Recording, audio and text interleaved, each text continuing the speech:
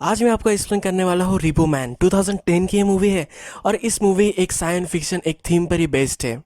तो इस मूवी में हमें दिखाया गया है कि फ्यूचर का टाइम है और जब हमारे जो ऑर्गन्स होते हैं वो जब ख़राब हो जाते हैं तो लोग उसको ट्रांसप्लांट कर सकते हैं। बहुत सारी फ्यूचर की चीज़ें भी इस मूवी में दिखाई गई है पर मेन थीम यही है।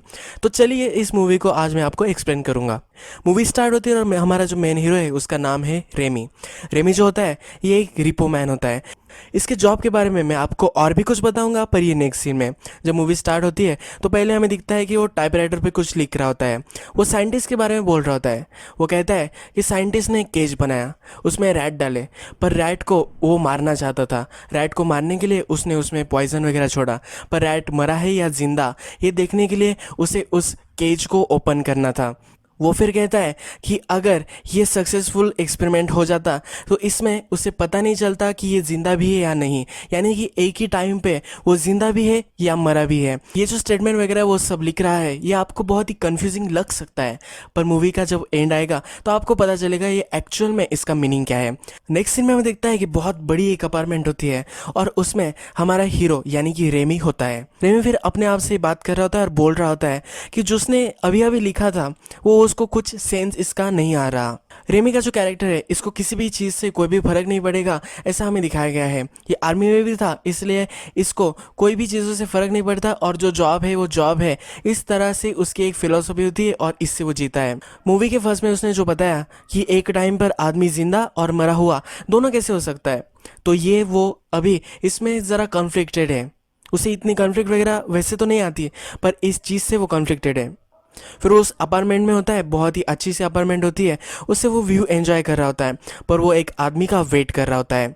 उस अपार्टमेंट का जो ओनर होता है फिर वो अंदर आता है, उसके साथ एक लड़की भी होती है और उसके साथ वो इंटीमेट हो जाता है, पर उससे पहले रेमो उसे इंटरप्ट कर देता है।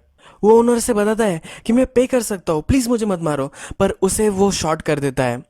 उसे वो गोली नहीं मारता पर उसका एक डिवाइस होता है जिससे वो बेहोश हो जाता है। फिर हमें दिखता है कि अपने बैग में से पूरे इक्विपमेंट्स वगैरह सब वो निकलता है और उसमें से उसकी बॉडी में से एक ऑर्गन वो निकाल लेता है। अभी आदमी मर चुका है पर इसके बाद वो उसका स्टेटमेंट उसे बोलता है। उसके कंपनी के रूल्स होते हैं, किसी भी आदमी का जो ऑर्गन होता है वो निकालने से पहले उसे बताना होता है कि क्या आपको एम्बुलेंस चाहिए या नहीं। पर वो, मैंने जैसे आपको बताया कि उसको ज़्यादा कुछ फ़र्क नहीं पड़ता तो इसलिए उसे वो बाद में बोलता है जब वो आदमी मर गया है। उसका जॉब होता है, इसके बारे में यहाँ हमें पता चलता है। वो एक कंपनी में जॉब करता है। ये जो कंपनी होती है ये लोन पर लोगों को ऑर्गन्स देती है। ये जो ऑर्गन्स होते हैं ये सिंथेटिक ऑर्गन्स होते हैं, तो इससे आदमी के जो ऑर्गन्स है इसको रिप्लेस करा जा सकता है पर ये बहुत ही कॉस्टली होते हैं। तो जब लोन पर कोई भी आदमी ऑर्गन्स लेता है और वो पे नहीं कर पाता तब रिपो मैन को भेजा जाता है। रिपो मैन एक टर्म होता है जिन आदमियों को भेजा जाता है और उनको मारकर उनका जो ऑर्गन होता है वो छीना जाता है। तो रेमी एक रिपो मैन होता है। नेक्स्ट सीन में हमें रेमी एक आम आदमी की तरह उसकी सुबह होती है ये हमें दिखाया गया है। वो अपने वाइफ के साथ उठता है, फिर ब्रेकफास्ट करता है। उसकी वाइफ उसे बोलती है कि तुम्हारे बेटे को तुम आज स्कूल लेकर जाओ। इसके लिए भी वो मान जाता है, अपने बेटे को स्कूल छोड़ देता है और फिर अपने जॉब में वो आ जाता है। रेमी जब जॉब पर आता है तो उसका बॉस जो होता है वो लोगों को कन्विंस कर रहा होता है कि आपको ऑर्गन ट्रांसप्लांट करना ही चाहिए। ये लोगों को आइडिया सेल करने में बहुत ही माहिर होता है। लोगों को ये भी बताता है कि आपका जो लोन है अगर आपने वो पे नहीं किया तो 3 महीने तक हम आपको मोहलत दे सकते हैं। इसके बाद हमारा आदमी आता है, ऑर्गन निकालता है, पर ये जनरली नहीं होता। पर ये जो सब हो रहा होता है वो गलत हो रहा होता है, ये रेमी को पता होता है। पर ये जो कॉन्ट्रैक्ट होता है इसके इंटरेस्ट रेट जो होते हैं, लोन रेट जो होते हैं वो बहुत ही ज़्यादा होते हैं, अराउंड 20%। ये जनरल लोन रेट होते हैं, पर एक आदमी की अगर फाइनेंशियल सिचुएशन बहुत ही कम हो तो इससे वो पैसे लेने के लिए और भी ज़्यादा उसके लोन रेट्स बढ़ा सकते हैं। पैसे ऐडने के लिए ये सब वो कर रहे होते हैं। रेमी जब ये सब देखता है तो उसे ज़रा गलत लगता है पर वो उतना ज़्यादा उस पर ध्यान नहीं देता। जब वो अपने लॉकर के पास जाता है वहाँ उसके जो कलीग्स वगैरह होते हैं वो सब होते हैं। यहाँ उन सब को अलग अलग काम दिए होते हैं, कौन सा ऑर्गन उन्हें निकालना है ये वहाँ दिया होता है। उसमें से एक कलीग जो होता है वो ज़रा एंग्री होता है, उसे इस वीक में बहुत सारे कान ही निकालने हैं, इसलिए वो ज़रा डिसअपॉइंटेड होता है। फिर रेमी एक रूम में जाता है, जो ऑर्गन्स उसने निकाल कर लाए हैं वो वहाँ रख रहा होता है। उसका बॉस भी वहाँ आता है। उसका बॉस उसे बोलता है कि मुझे तुम आगे नहीं दिखने चाहिए, इससे लोग डर जाते हैं और लोग साइन करने के लिए कतराते हैं, तो इसलिए मुझे तुम आगे नहीं दिखने चाहिए। रेमी भी इसके लिए मान जाता है। फिर हमें रेमी का फ्रेंड दिखाया गया है। इस फ्रेंड का नाम होता है जेक। फिर रेमी उसका डिस्क्रिप्शन में देता है। जेक जो होता है ये उसका स्कूल में से फ्रेंड होता है। ये उससे बड़ा होता है, फिर भी उसके ही ग्रेड में वो पढ़ता था क्योंकि ये इतना ज़्यादा स्टडी में ध्यान नहीं देता था। रेमी कहता है कि ये एक बुली था, हमेशा मुझे तकलीफ देता था। जब हम बड़े हुए तब हम दोनों आर्मी में चले गए। आर्मी ज्वाइन करने के बाद जो सब वायलेंस वगैरह होता था वो मुझे बहुत ही अच्छा लगने लगा। जब मैं वापस आया तो मुझे फिर से जॉब चाहिए था, तो वायलेंस का ये जॉब मुझे अच्छा लगता था, तो इसलिए मैंने ये जॉब कर लिया। उसके साथ उसका फ्रेंड भी जेक, वो दोनों आर्मी में थे, इसलिए दोनों अब कलीग्स हैं और दोनों पार्टनर भी है। ये जो काम होता है वो एक साथ ही करते हैं। तो जेक और रेमी जब नीचे आ रहे होते हैं तो जेक उससे पूछता है कि क्यों ना आज हम नाइट आउट करें, ज़रा मज़े करेंगे। तो फिर रेमी भी इसके लिए मान जाता है। रेमी फिर उसकी वाइफ से परमिशन लेने के लिए जाता है। उसकी वाइफ जहाँ काम कर रही होती है वहाँ वो गए होते हैं। उसकी वाइफ फिर उससे पूछती है कि क्या तुमने बात की। रेमी कहता है कि अभी तक मैंने बात नहीं की है। तो ये जो सिचुएशन है तो इसमें रेमी की जो वाइफ है उसे बोल रही है कि तुम्हारा जॉब है वो गलत है, तुम्हें वो छोड़ देना चाहिए। रेमी जो होता है तो इसके लिए वो रेडी नहीं होता, तो इसलिए वो अपना जॉब छोड़ नहीं रहा। अपनी वाइफ की परमिशन लेकर फिर वो बार में आ जाते हैं। जेक रेमी को लोगों को मारने की किस्से सुना रहा होता है। रेमी भी इसमें एंजॉय करता है। ये जो बार होता है वहाँ रेमी को एक सिंगर पसंद आती है। वो बहुत ब्यूटीफुल होती है और उसके पैर में वो पड़ जाता है। अब आपको लगेगा कि रेमी की वाइफ है, उसका बेटा है, तो इसको क्यों वो जेपरेडाइज करेगा। पर ये सब हमें नेक्स्ट सीन में पता चलता है। जब वो घर आता है तब उसकी वाइफ से वो इंटीमेट होना चाहता है, पर उसकी वाइफ उसमें उतना इंटरेस्टेड नहीं होती है, उसे वो हाथ नहीं लगाने देती है। अब घर में आदमी को कुछ नहीं मिलेगा तो वो बाहर तो जाने ही वाला है। पर रेमी जो होता है वो अच्छा फादर होता है। अपने बेटे के यहाँ आता है, उसकी स्टडीज कैसी चल रही है वो पूछता है। उसके बाद उसे स्टोरी सुनाकर उसे सुला देता है। नेक्स्ट सीन में हमें दिखता है कि रेमी का जो घर होता है वह बारग्यू वगैरह चल रहा होता है। ये एक पार्टी होती है, तो इसमें उसने जेक को भी बुलाया होता है। जेक को कॉल आता है और एक आदमी को उसका टैक्सी ड्राइवर लेकर आ रहा होता है।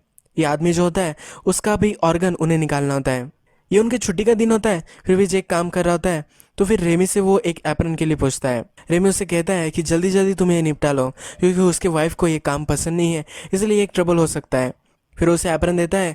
जेक फिर बाहर जाता है और उस आदमी को मार देता है, उसका ऑर्गन निकाल लेता है। ये जब हो रहा होता है तो रेमी की वाइफ ये सब देख लेती है। इससे वो बहुत ही चिढ़ जाती है और अपने बच्चे को लेकर घर से बाहर निकल जाती है। जब रात होती है तो रेमी और जेक फिर से दोनों अपने काम के लिए निकल जाते हैं। रेमी की वाइफ उसे छोड़कर चली गई है, पर फिर भी इसके लिए वो कुछ भी नहीं कर रहा, अपना जॉब वो नहीं छोड़ रहा। जब वो कार में होते हैं तो जेक उसे बोलता है कि क्या तुमने नए इक्विपमेंट के बारे में सुना। ये जो इक्विपमेंट होता है ये एक न्यूरल नेट होता है, M.5 न्यूरल नेट इसे बोला करते हैं, और एक नया आविष्कार होता है। ये और भी अपग्रेडेड वर्जन होता है। जो लोग होते हैं उनके ऑर्गन चेंज करते हैं, पर अगर आपने ये इम्प्लांट कर लिया तो आपको ऑर्गन भी चेंज करने की ज़रूरत नहीं है। ये डायरेक्टली आपके ब्रेन को कंट्रोल करेगा और इससे आप किसी भी चीज़ में रह सकते हैं। हमेशा आप खुश रहेंगे, आपके जो चाहने वाले हैं उनके साथ आप हमेशा खुश ही रहने वाले हैं। आप इसे वेस्ट वर्ल्ड के तरीके से भी समझ सकते हैं, यानी कि एक थीम पार्क टाइप ही एक जगह में आज पहुंच जाओगे, पर ये सब वर्चुअल होगा, आपके ब्रेन में ही चलेगा, पर आपको इसके बारे में पता नहीं होगा। ये जब बात हो जाती है तो वो एक शिप में आ जाते हैं। यहाँ बहुत सारे लोग होते हैं जिन्होंने ऑर्गन तो ले लिया है पर इसके लिए पे नहीं किया है। फिर ये दोनों सब लोगों को मारते हैं। खतरनाक एक्शन हमें दिखाया गया है। डेडपुल में जैसा एक्शन हम देखते हैं उसी तरह का गोर, बहुत ही ब्लड वगैरह सब ऐसा वायलेंस हमें इस मूवी में दिखाया गया है, और हम यहाँ सब देखते हैं। फिर बहुत सारे ऑर्गन्स वगैरह निकाल कर वहाँ से वो चले जाते हैं। फिर वो अपने ऑफिस में आते हैं। जो उन्होंने काम किया होता है इससे कंपनी को बहुत बड़ा फ़ायदा होने वाला होता है, तो उसका जो बॉस होता है वो उन्हें ऑफर देता है कि अब तुम बहुत ही अच्छे से काम कर रहे हो तो तुम्हें अपग्रेड भी तुम करवा सकते हो। अपग्रेड यानी कि ये जो उनका जॉब होता है फ्रीलांसिंग टाइप होता है, पर इसमें उन्हें एक स्टेडी जॉब मिल सकता है। रेमी इसके लिए मना कर रहा होता है, पर जेक उसे रोक लेता है। जेक उसे बोलता है कि हम इस पर सोचेंगे। जब वो कार में होते हैं तो जेक फिर रेमी को समझाता है, हम जो कर रहे हैं वो कुछ गलत नहीं कर रहे हैं। हम जो भी काम करते हैं ये रूल्स के अकॉर्डिंग ही है। अगर दुनिया में रूल्स नहीं रहेंगे तो फिर क्या रहेगा। जॉब एक जॉब होता है, ऐसा वो फिर से उसे समझाता है। रेमी भी ये जो जॉब होता है वो लेने वाला होता है। फिर हमें दिखता है कि रेमी जो होता है वो एक म्यूजिशियन के घर पर आता है। ये म्यूजिशियन को वो पसंद करता है, उसके गाने वो सुनता है, उसे बहुत ही अच्छा लगता है, पर इसी म्यूजिशियन के उसे ऑर्गन निकालने होते हैं। रेमी फिर उसे रिलैक्स होने का चांस देता है। वो जैसी प्रोसीजर होती है, एम्बुलेंस को अगर कॉल करना होगा तो तुम कर सकते हो, ये म्यूजिशियन को बताता है। म्यूजिशियन उसे कहता है कि मेरा एक लास्ट गाना है, उसे कंप्लीट कर लेता हूँ और उसके बाद तुम मुझे मार देना। म्यूजिशियन अपना गाना ख़त्म करता है और लेट जाता है। जब रेमी उसे शॉक देने वाला होता है तब उसे ही शॉक लग जाता है। रेमी फिर हमें डायरेक्टली हॉस्पिटल में दिखाया गया है। रेमी अभी भी अपना जॉब होता है उसके बारे में सोच रहा होता है। वो जेक से पूछता है कि क्लाइंट का क्या हुआ। जेक उसे कहता है कि इसके बारे में तुम्हें इतना ज़्यादा सोचना नहीं है। जब रेमी आसपास देखता है तब उसका ही हार्ट अब चेंज करना होता है। उसका बॉस होता है, वो उसे ये बहुत ही अच्छा हार्ट है ये सेल करने की कोशिश करता है, पर रेमी को ये कुछ भी नहीं सुनना होता। उसे बहुत ही सदमा लगता है कि अब उसे ही ऑर्गन ट्रांसप्लांट करवाना पड़ रहा है। ये बहुत ही कॉस्टली होता है और इसकी डेट भी बहुत ही ज़्यादा होती है। जेक फिर उसे समझाता है और वो उसका ऑर्गन ट्रांसप्लांट करवा लेते हैं। जब रेमी घर पर आता है तब उसकी वाइफ उसका सूटकेस उसे बाहर निकाल कर दे देती है। उसे अब रेमी से कोई भी संबंध नहीं रखता। उसे कहती है कि तुम्हें मैंने चांस दिया था, पर तुम जब लास्ट जॉब पर गए तो तुमने वो चांस गवा दिया। रेमी फिर अपने फ्रेंड जेक के यहाँ जाता है और उसके घर पर ही वो रहता है। जब रेमी को अच्छा लगने लग जाता है तब वो फिर से ऑफिस में आ जाता है। ऑफिस में उसके लिए सेलिब्रेट वगैरह करते हैं कि अब वो फिर से अच्छे से वापस आ चुका है। इस इंजरी के बाद फिर से जब वो एक आदमी के पास जाता है और उसके ऑर्गन वो निकालने वाला होता है, पर वो ये अब कर नहीं पाता।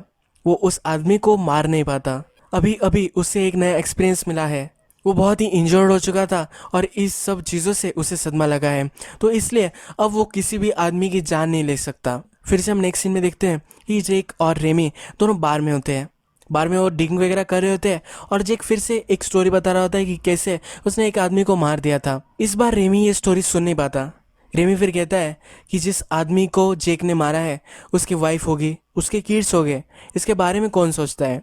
और वो ज़रा फिलोसॉफिकल हो जाता है और उसे अब ये काम करना अच्छा नहीं लगता। नेक्स्ट दिन वो अपने बेटे से भी मिलने जाता है, पर उसकी वाइफ उसे मिलने नहीं देती। रेमी रात में जेक के साथ डिनर कर रहा होता है तो जेक उसे कहता है ये फेज़ है, ये तो निकल ही जाएगा, थोड़ी दिनों में लोगों को तुम मारने लग जाओगे, कोई प्रॉब्लम नहीं है। फिर भी रेमी ये सब कर नहीं पाता तो वो डेस्क जॉब ले लेता है। जो उसका बॉस करता है कि लोगों को आइडिया सेल करना कि उन्हें ऑर्गन ट्रांसप्लांट करवाना ही है, ये वो जॉब वो कर रहा होता है। फिर जब वो सेल करता है पर इसके बाद वो स्ट्रेट फॉरवर्ड उन्हें बता भी देता है कि हम तुम्हें मार सकते हैं, तुम डेट में आ जाओगे और मुझे तुम्हें मारना पड़ेगा, ये भी उसे बताता है। इससे क्लाइंट्स जो होते हैं वो उससे दूर जाते हैं, इसलिए ये जॉब भी वो नहीं कर पाता। अब रेमी ये जॉब नहीं कर पा रहा तो इसलिए उसके पास पैसे भी नहीं आ रहे हैं। अब पैसे नहीं है तो ऑर्गन के जो हफ्ते आते हैं वो भी वो पे नहीं कर पा रहा, तो इससे ये बड़ा प्रॉब्लम हो सकता है। फिर जेक उसे समझाता है कि तुम्हें ये जॉब करना ही पड़ेगा वरना तुम्हें वो मार देंगे, इसलिए वो उसे एक साइट पर लेकर आता है। ये जो एरिया होते हैं यहाँ बहुत सारे लोग होते हैं जिन्होंने अपने ऑर्गन के लिए पे नहीं किया होता, अब उन लोगों को उसने मारना होता है। जेक फिर उसे वहाँ छोड़कर कहकर जाता है कि अब तुम्हें लोगों को मारना ही है और फिर वापस आना है। ये जो तुम कर रहे हो ये सब तुम्हें अपने सिस्टम से बाहर निकालना है। रेमी फिर वहाँ जाता है तो एक आर्मी को मारने की वो कोशिश करता है, पर वो मार नहीं पाता। वो आदमी उसे इंजर्ड कर देता है। रेमी फिर जल्दी जल्दी जब आगे जाता है तब उसे बेथ दिखती है। बेथ वही सिंगर होती है जिसको उसने बार में देखा था, जिसके पैर में वो पड़ गया था, लव एट फर्स्ट साइट उसे हो गई थी। जो बेथ होती है वो ड्रग्स कर कर वहाँ पड़ी हुई होती है और इसने भी बहुत सारे ऑर्गन्स लगाए होते हैं। बेथ की कंडीशन बहुत ही ख़राब होती है तो रेमी को इसके लिए बहुत ही बुरा लगता है। वो उसे उठाता है और एक मोटेन पर लेकर आता है। जब बेथ रात में उठती है तो उसे लगता है कि रेमी उसे मारने के लिए आया है, तो उस पर हमला करती है। रेमी फिर अपनी भी सिचुएशन उससे बताता है और वो फिर शांत हो जाती है। वो उसे कहती है कि तुम्हारी भी मेरी तरह लगी पड़ी है। रेमी के पास प्रॉब्लम है तो अब वो हफ्ता भी पे नहीं कर पा रहा, तो अब वो क्या करे। तो इसके लिए अब वो प्लान बनाता है। उसका जो ऑफिस होता है वहाँ वो फेक जो ऑर्गन्स होते हैं वो वहाँ सबमिट करता है। इसका मतलब उसके जो ऑर्गन्स हो गए उसका सीरियल नंबर मिट जाएगा। इससे अब उस पर लोन नहीं रहने वाला होता। तो ये जब वो कर रहा होता है वहाँ जेक आ जाता है। जेक उसे रोक लेता है पर उसे वो कुछ हर्ट वगैरह नहीं करता। उसका एक फ्रेंड ही होता है तो उससे वो क्या करेगा। जेक आखिरी बार अपने बेटे से भी मिल लेता है और फिर वो बेथ के पास आ जाता है। वो बेथ को बोलता है अब हमें यहाँ से भाग जाना चाहिए। वो फिर उसे एक सुनसान जगह पर लेकर आता है जहाँ पर उन्हें कोई ढूंढ नहीं पाएगा। जब बेथ सोई होती है तो फिर रेमी हमसे बात करता है। वो कहता है कि बेथ के पास बहुत सारे ऑर्गन्स जो है वो सब सिंथेटिक है, उसके सिर्फ हार्ट जो है वो रियल है। रेमी के पास वही नहीं होता। नेक्स्ट सीन में हमें दिखाया गया है कि जेक के पास उसका बॉस आता है। उसे कहता है कि तुम्हें रेमी को मारना होगा तो तुम उसे मार सकते हो। जेक इस जॉब के लिए मना कर देता है। नेक्स्ट सीन में हमें फिर से रेमी और बेथ दिखाए गए हैं और वो दोनों डिस्कस कर रहे होते हैं। रेमी उससे पूछता है कि तुम्हारे कौन कौन से ऑर्गन अनरियल है, तो वो सब कहती है, सब चीज़ों के नाम लेती है और फिर ये दोनों इंटीमेट हो जाते हैं। रेमी का बर्थडे आने वाला होता है इसलिए बेथ फिर उसे एक टाइपराइटर देती है। इसी टाइपराइटर पर वो लिखता रहता है। मूवी के फर्स्ट में भी हमें दिखाया गया है कि साइंटिस्ट रैट के बारे में वो लिख रहा था। कैसे आदमी एक ही इंस्टेंट में जिंदा भी रह सकता है और मर भी सकता है, इसी बारे में वो लिख रहा था। तो इसी टाइपराइटर पर वो लिख रहा होता है। फिर नेक्स्ट सीन में हमें दिखता है कि बेथ को कुछ सुनाई देता है। उसके कान भी जो होते हैं वो सिंथेटिक होते हैं, तो इससे उसे बहुत ही ज़्यादा सुनाई देता है। अब रेमी को मारने के लिए उसका एक कलीग आया हुआ होता है। उसका कलीग उसे मारने की कोशिश करता है। इसमें बेथ ज़रा इंजर्ड हो जाती है। रेमी उसके कलीग को मार देता है। फिर रेमी और बेथ दोनों गाड़ी में वहाँ से निकल जाते हैं। बेथ की जो नी होती है वो बहुत ही ज़्यादा इंजर्ड होती है, तो इसके लिए वो ज़रा सोल्यूशन निकाल लेती है। वो खुद ही ज़रा सर्जरी कर लेती है और उसको फिक्स कर लेती है। रेमी उससे पूछता है कि तुम ये कैसे कर सकती हो। बेथ कहती है कि तुम अगर स्ट्रीट में बहुत दिनों तक रहोगे तो तुम्हें भी बहुत सारी चीज़ें करना आ जाएगा। फिर रेमी हमें दिखता है कि वो अपने बॉस के पास आता है। उसका प्लान होता है वो कंप्लीट करने के लिए वो आया हुआ होता है। वो उस ऑफिस में डिस्गाइज कर कर पहुंच जाता है। एक बनाना का कॉस्ट्यूम वो पहन लेता है और उससे वो अपने बॉस के यहाँ आ जाता है। ये जो वो कॉस्ट्यूम उसने पहना होता है वो अपने फ्रेंड से भी टकरा जाता है। जेक को लगता है कि कॉस्ट्यूम वाला है। जेक उस कॉस्ट्यूम वाले को मोटिवेट करता है और कहता है कि हमेशा अपना सर तुम्हें ऊपर रखना है, कभी ना कभी तुम भी रेपो मैन बन जाओगे। जेक वैसे उतना बुरा आदमी नहीं होता। फिर जब रेमी अंदर आ जाता है और अपने बॉस पर वो गन रखता है, उसे कहता है कि मेरा जो भी सब लोन है उसे तुम क्लियर कर लो। उसका बॉस उसे कहता है कि मैं अब ये नहीं कर सकता, जब तुम लास्ट टाइम आए थे तब ये हमारी सिस्टम में ग्लिच है, ये हमें पता चल गई थी, तो इसके लिए अब जो भी सब होता है वो हेडक्वार्टर्स में ही होता है। फिर रेमी वहाँ से चला जाता है और रेमी का जो बॉस होता है वो फिर जेक को कॉन्ट्रैक्ट देता है रेमी को मारने के लिए। अब रेमी का नेक्स्ट प्लान होता है कि वो अब एयरपोर्ट पर जाए और वहाँ से नई कंट्री में वो जा सकता है। बेतो से पूछती है कि एयरपोर्ट पर तो लोग हमें पहचान लेंगे, वहाँ पर स्कैनर होते हैं तो इससे वो पकड़े जा सकते हैं। पर रेमी ने अपने बॉस के पास जब वो होता है तब उसने ब्लॉकर्स वहाँ से उठाए होते हैं जिससे वो पकड़े नहीं जाएंगे। जब वो स्कैनर तक आते हैं तो वो अच्छे से वहाँ से निकल जाते हैं, पर बेत का जो नी होती है वहाँ से खून बहने लगता है, जिससे वो पकड़े जाते हैं और जेक भी वहाँ आ जाता है। उसके फ्रेंड को गलती देकर वहाँ से भी रेमी भाग जाता है। अब रेमी के पास ज़्यादा कुछ प्लान भी नहीं होता, तो बेत फिर उसे सजेस्ट करती है। उसे फिर वो एक जगह लेकर आती है जहाँ उसका फ्रेंड होता है। ये जो जगह होती है वहाँ सब आउटलॉज होते हैं, जिन लोगों को सिस्टम अच्छा नहीं लगता और सिंथेटिक ऑर्गन भी उन्होंने लगाए होते हैं, वो सब एक बड़ी बिल्डिंग में रहते हैं। ये पकड़े नहीं जाते क्योंकि टेक्नोलॉजी में ये ज़रा एडवांस होते हैं, जिससे वो अपने सिग्नल वगैरह ब्लॉक करते हैं। फिर बेत उसे अपने फ्रेंड के यहाँ लेकर आती है। उसका फ्रेंड उसे हेल्प कर सकता है। उसका फ्रेंड जो होता है वो टेक्नोलॉजी में एडवांस होता है, तो बहुत सारी चीज़ें वो कर सकता है। जब वो बेत की नी देखता है तो उसे पूरा चेंज करना होता है। फिर वो उस दूसरी लड़की के पास उसे भेज देता है। ये एक एशियन लड़की होती है। रेमी को लगता है कि ये लड़की उसी नी कैप चेंज करेगी, पर उसकी जो बेटी होती है जो 10 ही साल की होती है वो एक सर्जरी करती है और बेत की नी कैप चेंज कर देती है। जब रेमी और बेत का जो फ्रेंड है उसके पास आते हैं तब उन्हें दिखता है कि उसका फ्रेंड मर चुका है। जेक वहाँ रेमी को ढूंढते ढूंढते आया हुआ होता है और उसके फ्रेंड को मार देता है। जेक रेमी को कहता है कि जो भी कुछ हुआ है इसे हम हमारे पीछे डाल सकते हैं, हमारे बॉस के पास हम जाएंगे और उसे सब कुछ समझाएंगे और कुछ ना कुछ तो हम जुगाड़ कर ही लेंगे। वो बेत के लिए भी डील करने के लिए रेडी होता है। ये सब वो उसे कह रहा होता है, तभी रेमी उसे मना कर देता है। रेमी फिर से ओल्ड जॉब में जाएगा तो फिर से उसे लोगों को मारना पड़ेगा और उससे ये नहीं करना है। जेक उसे फिर कहता है कि अगर मुझे पता होगा तुम ऐसा सब कुछ करोगे तो मैं कभी भी नहीं करता। इसका मतलब रेमी को जो शौक लगा था ये जेक नहीं करवाया था। रेमी सरप्राइज होता है, पूछता है कि ये क्या है, तो जेक कहता है कि तुम्हें जो शौक लगा था तुम्हें क्या लगा कि ये माल फंक्शन होगा, ये मैंने ही किया था। तुम जॉब करते रहो, हमारी जो पार्टनरशिप है कंटिन्यू रहे, इसलिए मैंने किया था। अब रेमी को गुस्सा आ जाता है और ये दोनों फाइट करने लग जाते हैं। इस फाइट में एक दूसरे को बहुत ही मारते हैं, पर जेक जब रेमी को एक बड़े हुक से मार ही देने वाला होता है, बेत अपना एक डिवाइस निकालती है और इससे जेक को बेहोश कर देती है। जब रेमी को थोड़ी देर बाद होश आता है तब बेत उसे लेकर निकल रही होती है। जिस बिल्डिंग में होते हैं, जैसे मैंने आपको पहले भी बताया, इस बिल्डिंग में सब आउटलॉज होते हैं, तो इनकी जो लीडर होती है वो रेमी को स्पॉट कर लेती है। उस पर वो गन रखती है और कहती है कि मुझे एक रीज़न बताओ क्यों मैं तुम्हें नहीं मारूं।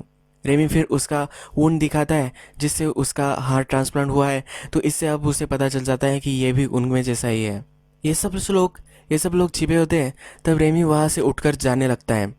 बेत उसे कहती है कि क्यों तुम जा रहे हो, हम कोई ना कोई वे ढूंढ ही लेंगे। रेमी कहता है कि इसमें हम कुछ भी वे नहीं ढूंढ सकते, यहाँ से निकलने का एक ही वे है। वो लोग हमेशा हमारे पीछे ही रहेंगे, हम इससे भाग नहीं सकते, हमें इसका डट कर सामना करना पड़ेगा, यही अब उनके पास वे होता है। फिर हमें दिखता है कि रेमी और बेत दोनों स्टेशन पर होते हैं और अपने बेटे से रेमी एक लास्ट बार मिलना चाहता है, तो इसलिए अपनी वाइफ और बेटे को वहाँ बुला लेता है। ट्रेन में अपने बेटे से मिलता है, उससे अलविदा लेता है, पर उसने जो भी सब लिखा होता है, जिस मूवी के बीच में भी कुछ तो लिख रहा था, जिस टाइपराइटर से बेत ने उसे लिखने के लिए बोला था, उसी टाइपराइटर से ये सब कुछ वो लिख रहा होता है। तो उसने एक स्टोरी बनाई होती है, वो स्टोरी वो अपने बेटे को दे देता है। रेमी की जो वाइफ होती है वो वहाँ भी भकेड़ा करना स्टार्ट कर देती है, पर रेमी का बेटा उसे अनकॉन्शियस कर देता है। रेमी की गन लेकर उसे वो अनकॉन्शियस करता है। रेमी उसे डांटता है कि तुम्हें ये सब नहीं करना चाहिए, तुम्हें अपना माँ का सुनना चाहिए वगैरह। पर जाते जाते रेमी फिर उसे एक लोकेशन दे देता है। उसे कहता है कि जब तुम बड़े हो जाओगे तो मुझे यहाँ स्पॉट कर सकते हो। नेक्स्ट सीन में हम देखते हैं कि बेथ और रेमी अब हेड क्वार्टर पहुँच चुके हैं। वहाँ जाकर पूरे सब डेटाबेस वो ख़त्म करने वाले होते हैं। ये उनका प्लान होता है कि किसी भी आदमी को उनके ऑर्गन्स के लिए पे नहीं करना पड़ेगा, इसलिए वो अब पूरा डेटाबेस ही ख़त्म करने वाले होते हैं। वो अंदर जाते हैं, लोगों ने स्पॉट कर लेते हैं, बहुत सारा खून खराबा यहाँ होता है, बहुत सारे लोगों को रेमी मार देता है और अंदर पहुँच जाता है। बहुत से पिंडो ढूंढना होता है, वहाँ फिर वो पहुँच जाता है। बेथ और रेमी जब अंदर पहुँचते हैं तब उन्हें दिखता है कि यहाँ तो कोई कंप्यूटर ही नहीं है, वहाँ सिर्फ स्कैनर होते हैं। तब रेमी को लगता है कि हमारे जो ऑर्गन्स हैं हमें स्कैन करने पड़ेंगे और उसके बाद ऑर्गन रखने के लिए सिस्टम ओपन होगा। जब ये ओपन होगा तब वो उसमें बॉम्ब रख सकते हैं और सब डाटाबेस ख़त्म कर सकते हैं।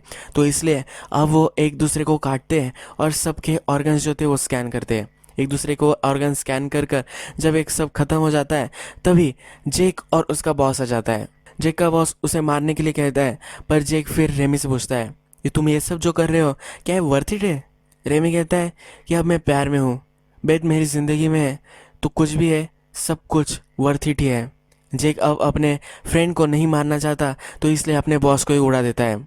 फिर वो सब एक्सप्लोजिव उस सिस्टम में रखते हैं और सिस्टम को ही एक्सप्लोड कर देते हैं। फिर हमें रेमी, बेथ और जे सब बीच पर दिखाए गए हैं। वो सब अब आउटलॉस वगैरह है तो बहुत ही एंजॉय वो सब कर रहे होते हैं। जेक के हाथ में रेमी की बुक होती है। रेमी ने उसके बेटे को जो बुक दी होती है उसके बेटे ने वो पब्लिश करवाई होती है। रेमी को इससे बहुत ही पैसे मिलते हैं और इससे वो अब ये सब जिंदगी अफोर्ड कर पाता है।